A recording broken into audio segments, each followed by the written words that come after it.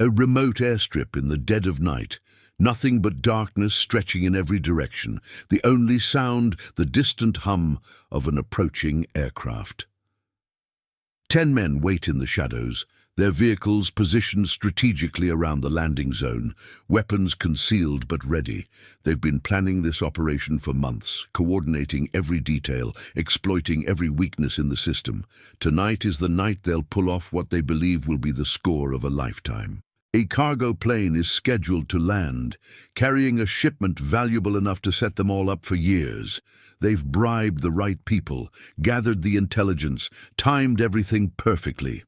As the plane's landing lights pierce through the darkness and the aircraft begins its descent, these 10 criminals are moments away from executing what they think is a flawless plan. But what they don't know, what they couldn't possibly know, is that federal agents have been watching their every move for weeks.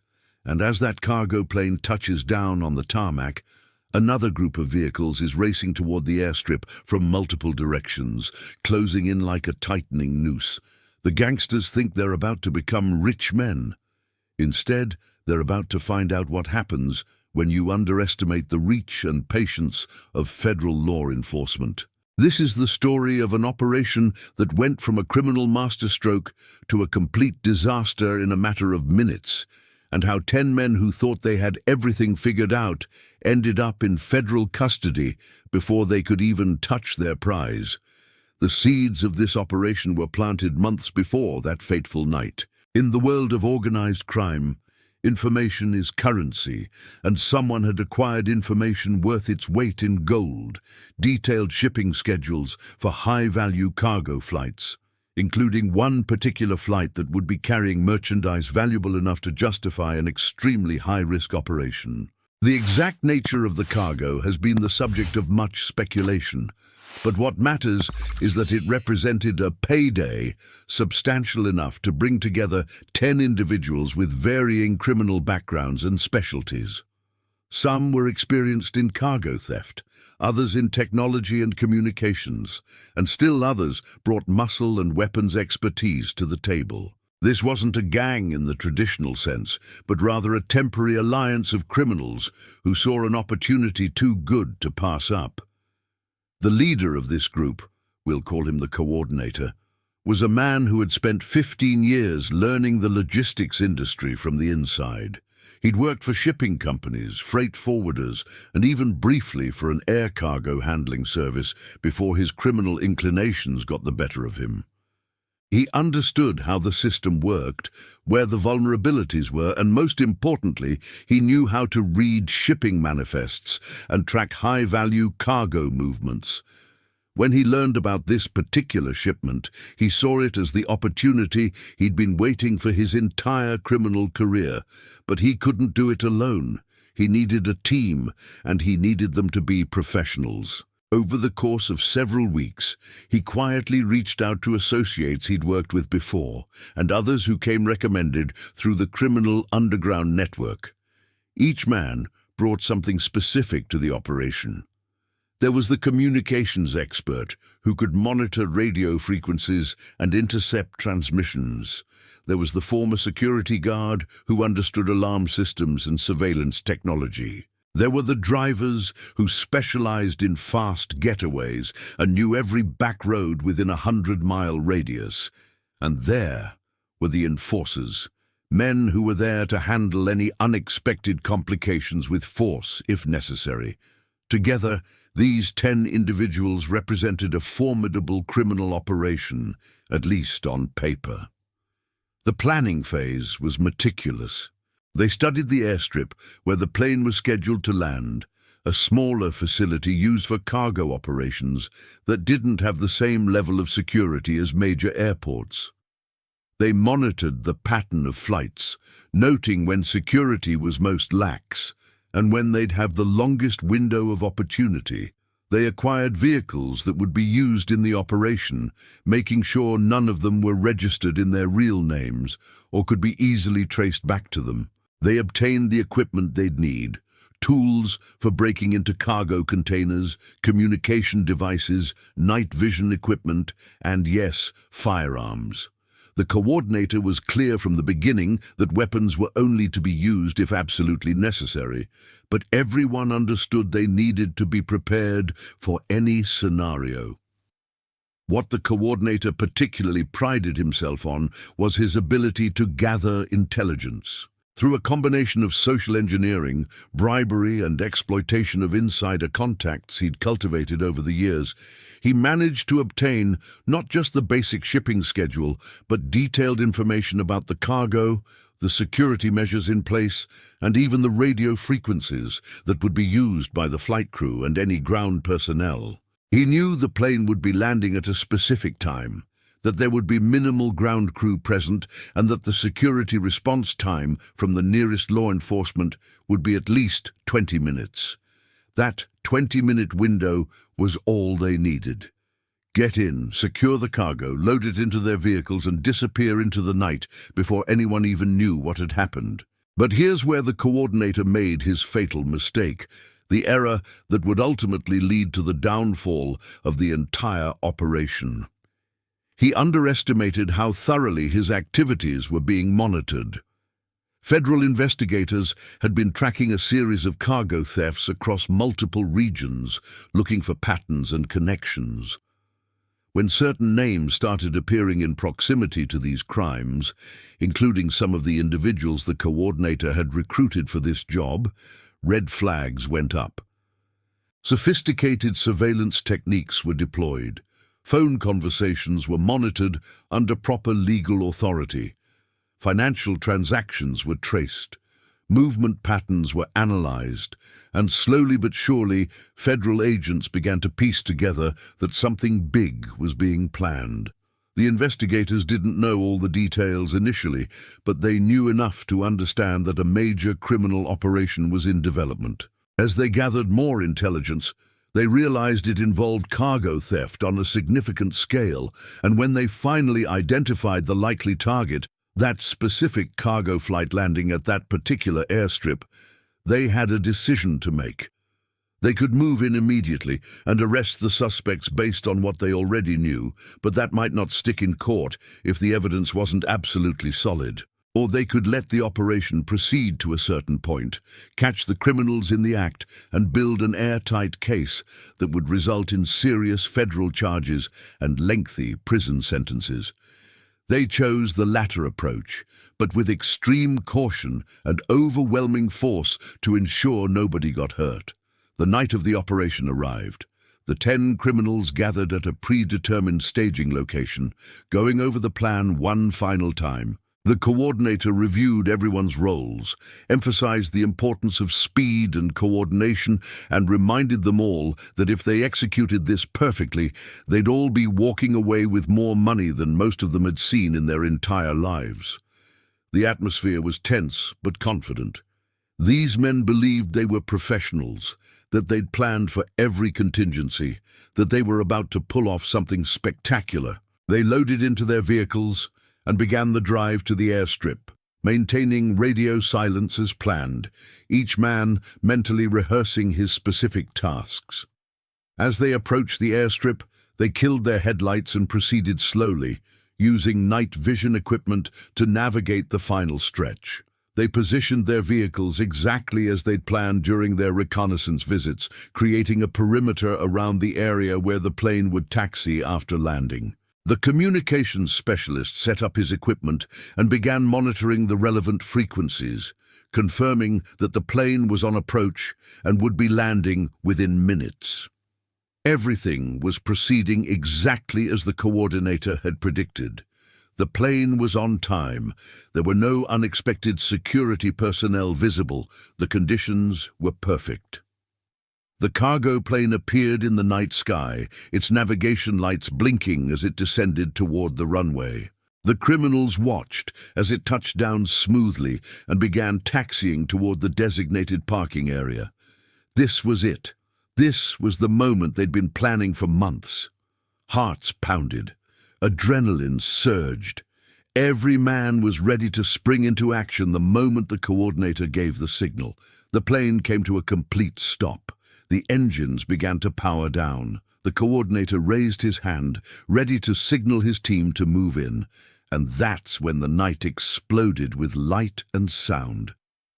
From multiple directions simultaneously, vehicles roared onto the airstrip with flashing lights and sirens blaring. Black SUVs, unmarked sedans, tactical response vehicles. They came from the access roads, from concealed positions around the perimeter, even from what appeared to be empty hangars that suddenly came alive with activity. Federal agents in full tactical gear emerged from these vehicles, weapons drawn, voices amplified through megaphones shouting clear and unmistakable commands to get on the ground, to show hands, to not make any sudden movements. The criminals were completely surrounded before they could even process what was happening. Some reached for weapons, but quickly thought better of it when they saw the sheer number of federal agents and the firepower they were facing. Others attempted to flee on foot, but were immediately cut off by agents who had anticipated every possible escape route. Within less than 3 minutes from the moment the first federal vehicle appeared, all 10 criminals were on the ground, hands behind their heads, being placed in restraints. The coordinator, still trying to understand how this had happened, how his perfect plan had fallen apart so completely, looked up from his position on the ground to see a federal agent standing over him. The agent's expression was professional, but carried a hint of satisfaction as he informed the coordinator of his rights. Everything the criminals had said to each other during their planning sessions, every phone call they'd made, every movement they'd tracked during their reconnaissance, the federal investigators had known about all of it. The cargo plane that had just landed wasn't even carrying the shipment these criminals thought they were stealing. It was essentially bait, a decoy flight arranged specifically to draw them out and catch them in the act. The real shipment had been rerouted days ago through different channels, completely secure and never at risk. As the criminals were loaded into federal vehicles for transport to detention facilities, the full scope of what had just happened began to sink in. They hadn't just failed to pull off their big score. They'd walked directly into a carefully orchestrated sting operation. Every aspect of their plan that they thought was brilliant had actually been part of their downfall. The inside information they thought they'd obtained had been carefully leaked to them.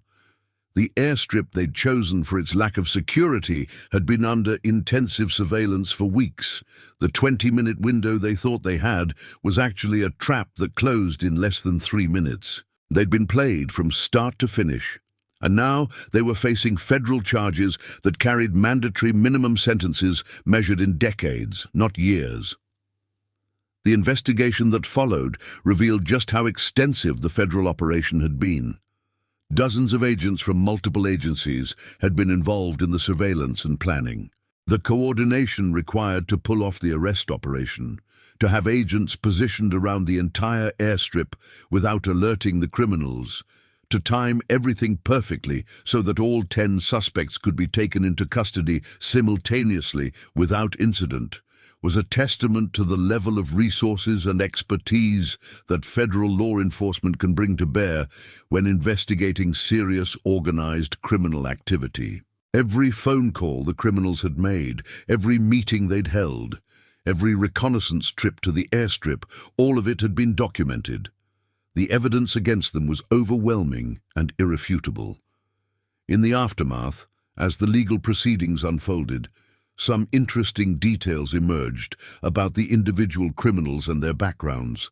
Several of them had previous convictions for theft and related offenses, which would enhance their sentences under federal sentencing guidelines. Others had been operating under the radar for years, managing to avoid serious legal consequences until now, but their luck had finally run out. The coordinator, whose confidence in his planning and intelligence-gathering abilities had been so strong, found himself facing the harshest charges of all, including conspiracy, attempted theft of goods in interstate commerce, and weapons charges related to the firearms the group had brought to the scene. His previous clean record, which he'd maintained by being careful and never directly participating in crimes himself until now, offered little protection once federal prosecutors laid out the evidence of his central role in planning and organizing the operation. What makes this story particularly fascinating from a law enforcement perspective is how it illustrates the evolution of criminal investigation techniques in the modern era. The days when criminals could operate with relative impunity if they were just careful enough and smart enough are largely gone.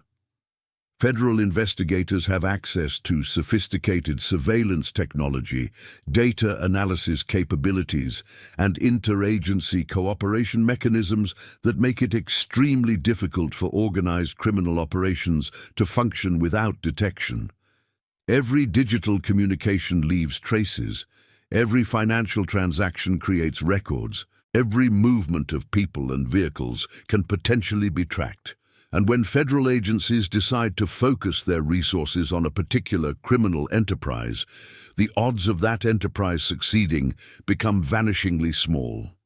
The 10 criminals who thought they were about to pull off the score of a lifetime learned this lesson the hard way. Their plan wasn't just flawed, it was doomed from the start. The moment federal investigators identified them as suspects and began monitoring their activities, their operation was effectively over. Everything that happened after that point was essentially theater, the criminals performing actions they thought were leading them toward a big payday, while in reality they were being herded toward an inevitable confrontation with law enforcement. The only question was when and where that confrontation would occur, and federal investigators chose the time and place that would result in the strongest possible case against all involved parties. The psychological impact of such a complete and total failure is something worth considering. These men had spent months planning, preparing, getting themselves mentally ready for what they thought would be a life-changing score. The coordinator in particular had invested enormous time and effort, leveraging every contact and piece of knowledge he'd accumulated over years of operating in and around the logistics industry. And in a matter of seconds, all of it collapsed. Not because of bad luck or some unpredictable factor they couldn't have accounted for, but because they fundamentally misunderstood the capabilities and reach of the federal law enforcement agencies they were challenging. They thought they were smart enough, careful enough, connected enough to pull it off. They were wrong on every count. The message that this case sends to others who might be contemplating similar criminal enterprises is clear and unambiguous. The risks far outweigh any potential rewards. Federal charges carry serious consequences. Federal investigators are patient, thorough, and have access to resources that criminals simply cannot match. And federal prosecutors are extremely effective at securing convictions when they have the kind of evidence that was gathered in this case. The 10 individuals who were arrested that night are now serving lengthy prison sentences, their lives fundamentally altered by a single decision to participate in what they thought was a well-planned criminal operation. The coordinator, who brought the whole group together and organized every aspect of the plan, is likely spending his time in federal custody thinking about all the ways he miscalculated, all the signs he missed or ignored that federal investigators were onto them. For those interested in the mechanics of how federal investigations work, this case provides fascinating insights. The decision to allow a criminal operation to proceed rather than making arrests early in the investigation process is always carefully considered. Investigators and prosecutors have to weigh the strength of the evidence they already have against the potential benefits of gathering more evidence by letting the operation continue. They also have to assess the risks involved, both to the public and to the specific targets of the criminal activity. In this case, federal investigators determined that by carefully controlling the circumstances, they could catch the criminals in the act of attempting the theft, while ensuring that no actual cargo was at risk and that no innocent parties would be endangered. The decoy flight was a crucial element of this strategy, allowing investigators to create a scenario that would draw the criminals out into the open while eliminating any actual risk of loss. The coordination required between different federal agencies also illustrates how modern law enforcement operates when dealing with serious organized crime. The investigation likely involved agents from multiple agencies, each bringing specific expertise and jurisdiction. The actual arrest operation required tactical teams, surveillance specialists, communications experts, and command personnel all working in perfect synchronization. The fact that all 10 suspects were taken into custody without shots being fired, without injuries to either criminals or law enforcement personnel, and without any of the suspects successfully escaping, speaks to the level of professional excellence that characterized the operation from start to finish. As we reflect on this story, it's worth considering the broader implications for society. Criminal enterprises, particularly those involving organized groups attempting sophisticated operations, pose real threats to economic security and public safety. The cargo theft industry, in particular, results in billions in losses annually, affecting businesses large and small and ultimately driving up costs for consumers. Federal law enforcement's ability to identify, monitor, and ultimately dismantle these operations is essential to maintaining a functioning economy and protecting legitimate businesses from criminal predation. The 10 individuals arrested in this case weren't just attempting to steal from one company. They were attacking the integrity of the entire commercial logistics system that our economy depends on. And what about the criminals themselves? What do we make of individuals who choose to engage in this kind of activity? Some might argue they were simply trying to get ahead in a difficult economy, taking risks because they felt they had no other options. Others would counter that plenty of people face economic hardship without resorting to organized crime, and that these 10 individuals made conscious choices to break the law in pursuit of illegal gain. The reality is probably more complex, with each individual having their own motivations, circumstances, and decision-making processes that led them to participate in the operation. But regardless of their motivations, they all now face the consequences of their actions in the form of federal criminal convictions and lengthy prison sentences. The coordinator's story is particularly instructive. Here was someone with legitimate skills and knowledge of an industry, someone who could have pursued a successful legal career in logistics or shipping. Instead, he chose to use that knowledge for criminal purposes, and that choice has cost him his freedom for a significant portion of his remaining life. It's a cautionary tale about how talent and intelligence, when directed toward illegal activities, inevitably leads to disaster when confronted with the full weight of federal law enforcement resources. His case also highlights how insider knowledge, while valuable for planning criminal operations, isn't enough to overcome the sophisticated investigative techniques available to federal agencies. He thought his understanding of the industry gave him an advantage. In reality, it just made him a more obvious target once investigators started looking for people with the specific knowledge required to plan such an operation. The story also raises interesting questions about criminal psychology and decision-making. At what point during the planning process did it become too late for any of these 10 individuals to back out? When the coordinator first started recruiting people, could any of them have declined and avoided this fate? When they were driving to the airstrip that night, could any of them have turned around and gone home? Legally, probably yes, at least for some of them, though proving they'd actually withdrawn from the conspiracy might have been difficult. Psychologically, the group dynamics and the investment they'd all made in the plan likely made it feel impossible to back out.